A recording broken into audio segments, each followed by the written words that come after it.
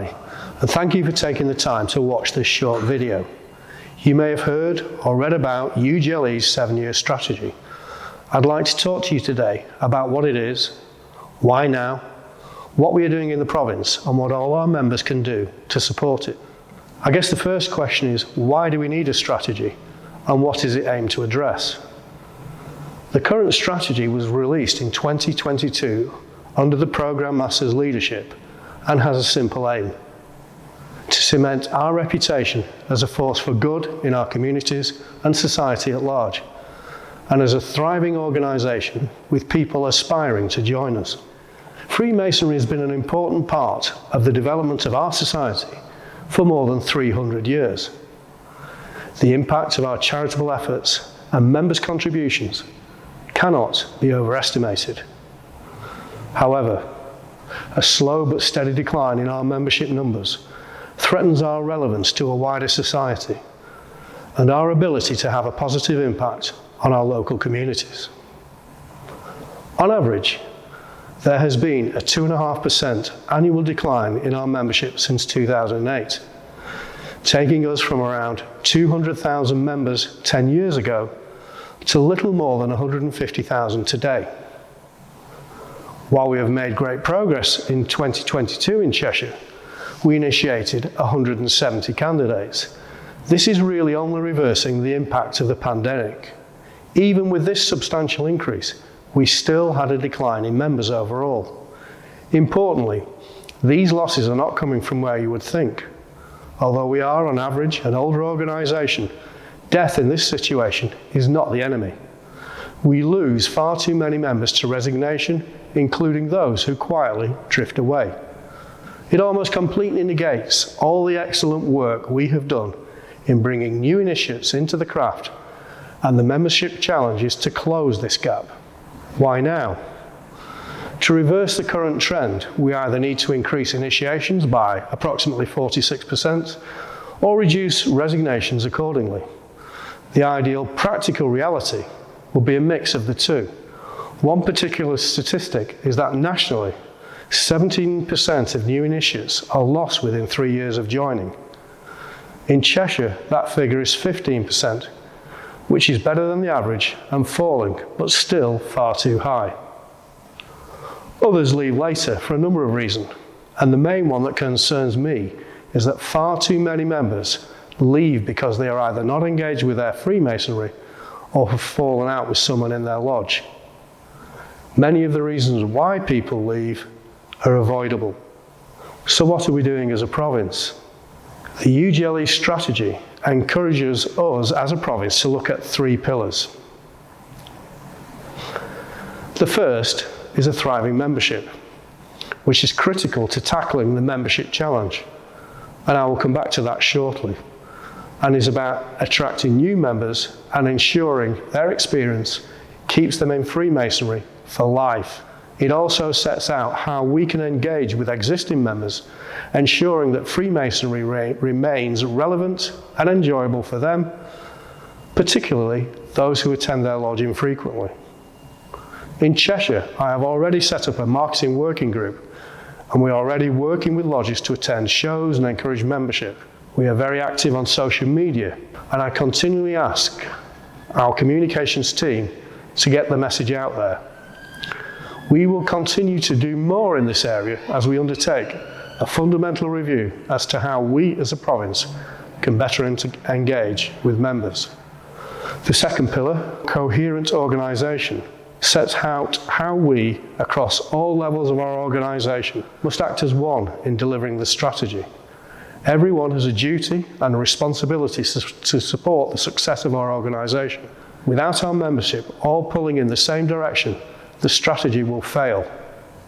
From a provincial point of view, it is important we keep everyone up to date with progress, share best practice, and ensure the craft and the Royal Arch work as one organisation. The third pillar, community engagement, is what we currently do so well. We must build upon our charitable works and member contributions to our communities and the wider society as a whole to ensure we continue to promote a positive and attractive profile and image of Freemasonry. I believe we are already strong in this area, but I encourage you all to tell us about the great things that you do so we can promote them more widely. What is the membership challenge I have referred to? Simply, it is the gap between how many members join us each year and how many leave. In Cheshire, that figure currently stands at about 80. Last year, as I've already mentioned, we had 170 new members join, and approximately 100 joined from other provinces or rejoined. But we lost approximately 350 members through resignations, death, or other reasons. And as I have already said, too many leave for reasons which are avoidable. Addressing this does not mean setting unrealistic targets, such as a 20% growth in membership. The aim of the national strategy is to grow the membership by 1% per annum by year 3 and 2% per annum by year 7, which marks the end of the strategy period. In Cheshire, that means an increase of just 35 members. So what can you do? Well, every Freemason has a part to play, no matter where they sit in our organisation.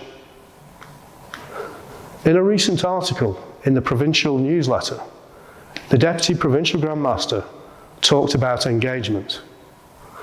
The enjoyment and engagement of all our members is a key feature of the strategy. This applies equally to those members who have been a part of the province for many years as those who have just joined. We all have a responsibility to ensure that our lodge and chapter meetings are always occasions when everyone enjoys the whole evening with good ceremonies, the essential camaraderie on which we thrive, and that everyone leaves looking forward to the next meeting. It is the responsibility of us all to support members to ensure this is the case. Some things I would encourage you all to do.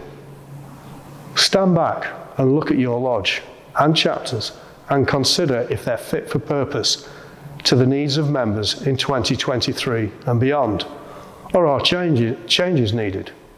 Although no one likes change, we have to accept some of what we're doing is not attractive and certainly not engaging some of our members. So what needs to change in your lodge or chapter? For those members that you haven't seen for some time, please contact them to understand why they've not been able to attend and what can be done to help keep them involved. What creates a buzz at your meetings? Whether that's in the ceremony or at the festive board, what are the things that will make members want to come back to the next meeting? And can you do more of them?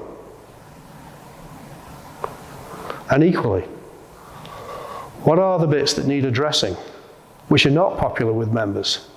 And what can you do to change them?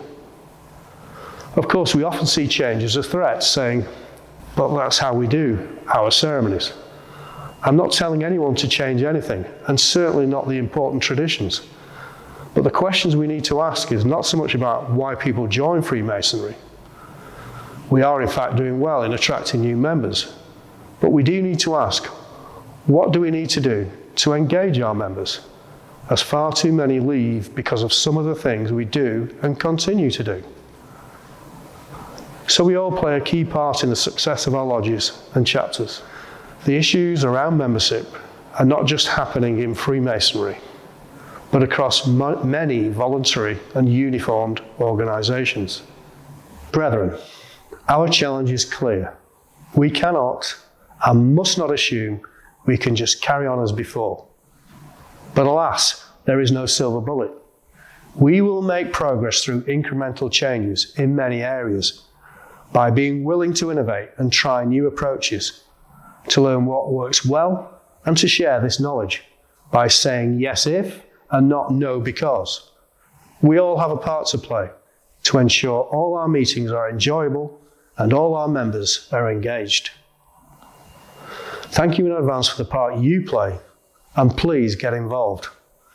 This is our organisation, our fraternity, and together we can positively affect the membership challenge, the challenge we must all address.